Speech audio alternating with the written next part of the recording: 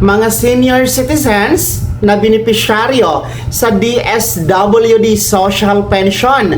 Tandaan niyo po, hanggang Martes na lang, June 30, 2026, kailangan ma-payout nyo na o matanggap nyo na ang inyong pangalawang quarter na social pension, mga ka-vlogs, para sa taon na ito, 2026. Hello mga ka-vlogs! Welcome sa aking YouTube channel at welcome po sa ating official Facebook page.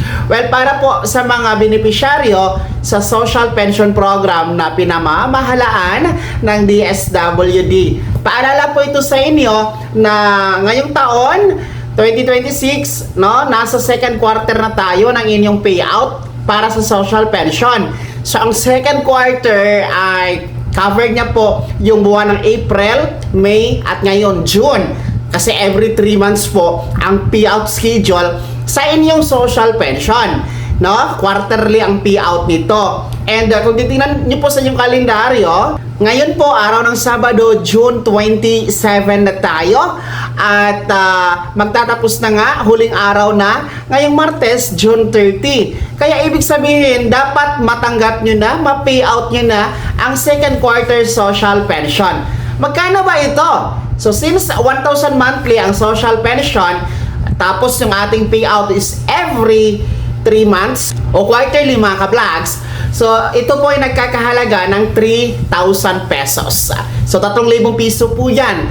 Pero meron kasing mga LGU na hindi pa natanggap yung first quarter. Kaya ang mangyayari is magiging 2 quarter ang payout for second quarter. So that is equivalent to 6,000 pesos. Kung hindi pa natanggap o na-payout ang first quarter. Pero kung na-payout na, 3,000 piso na lang po yan for second quarter, mga ka-vlogs. Okay?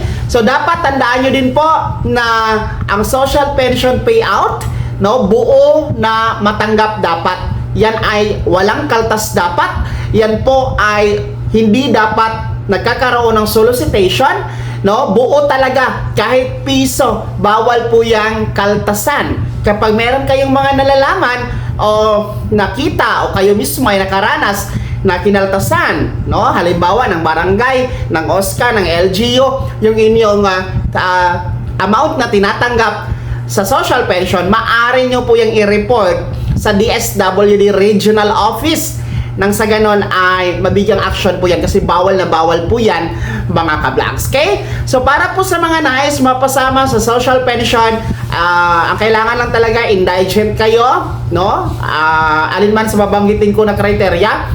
Una, may kapansanan or may karamdaman. Pangalawa, walang source of income. Pangatlo, walang sustento na inaabot ng kanilang anak o immediate family. At pang-apat, walang pensyon sa SSS, GSIS or PVAW, mga ka-vlogs. So kung alin man doon sa criteria na nabanggit ko ay meron kayo, mag-apply kayo sa OSCA para po ma-evaluate kayo at mapasama sa master list ng payout sa mga susunod na buwan. Kaya naman mga senior citizens, mga social pension beneficiaries, kumusta po? Natanggap nyo na ba ang inyong second quarter social pension payout? Well, sino sa inyo dito ang wala pa ring schedule ang payout? No? Well, anyway, ang schedule, pwede nyo naman yung i-inquire sa OSCA office na nasa LGU ninyo, okay? So, pag-i-comment nyo po sa comment section na nasa baba, sino ang hindi pa naka-payout o tapos na sa social pension for second quarter. Maraming salamat sa pagtutok, mga ka-vlogs. God bless! Mag-ingat po ang lahat.